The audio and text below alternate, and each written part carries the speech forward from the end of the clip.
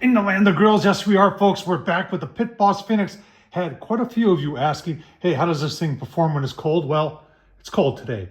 It feels like -10. It's actually 7. I think what a lot of people are curious about as to how pellet consumption is going to be. We've got the pellet hopper just about full.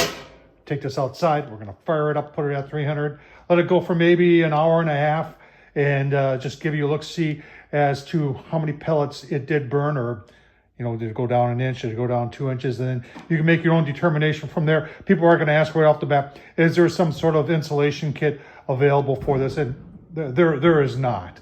That is available yet. There are a lot of other grills, like the Z Grills has them. We don't have to worry about the Masterbuilts too much because they're double insulated. And then I've got another Z Grills back here in the land of grills. Imagine that. This one is also double insulated, meaning even the lid is double walled. See that? So that's what a lot of people are referring to. Even the char griller, which is like a Kamado, would perform very well in the cold. So let's get the old Pitboss out there, the Phoenix, outside. Let's get it fired up and let it do its thing and see how it performs in the cold. All right, about 15 minutes into it, folks. Fired up right away. And like I said, got set at 300. It says it's maintained 300. I did put 2 pucks in there. So let's just see. Pucks are coming up the temp. The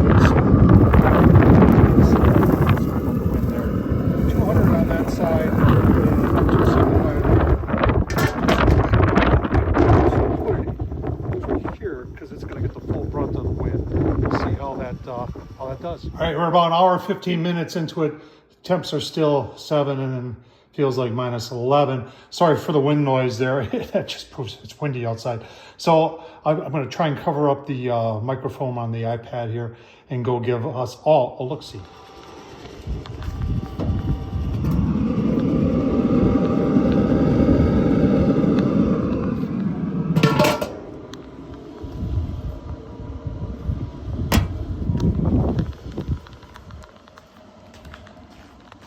All right, I was expecting to see more pellets used. You can see it looked like it was 350 also, so it's running about 50 degrees over. And I don't know if it's because of the cold that's running the auger so much, but it can't be because we're not using much for pellets. Go about another half an hour, give you another look-see, and then I think we'll call it complete. Let's just turn it up to 400 and see how it does. All right, out of the wind here. It is set at 400. It did take a while to get there. I'm going to say maybe 10 minutes, but let's take a quick look-see and see how it's doing on pellets, see how it's doing on the pucks, and then we're going to shut down and give you my final thoughts. And the wind here, 400. Sorry about the wind. 425. Definitely has been warmer next to the pellet hopper as opposed to away. Let's just look at. Okay, here's our pellet consumption. We're going to shut down, and I think it just pulled the key.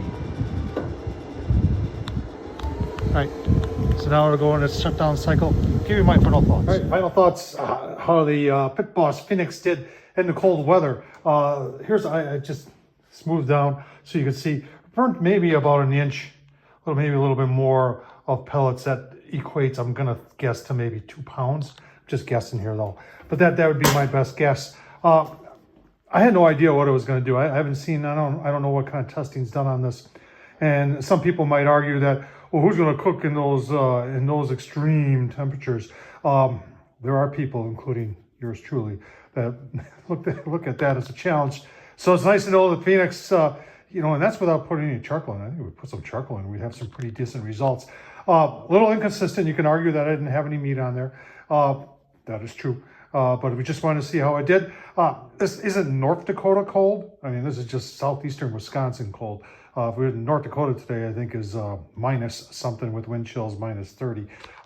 That'd be really interesting. I don't know how we would do in that, but I hope this is helpful. Tom Horsman, YouTube, thumbs up, leave a comment. How cold weather have you ever cooked it?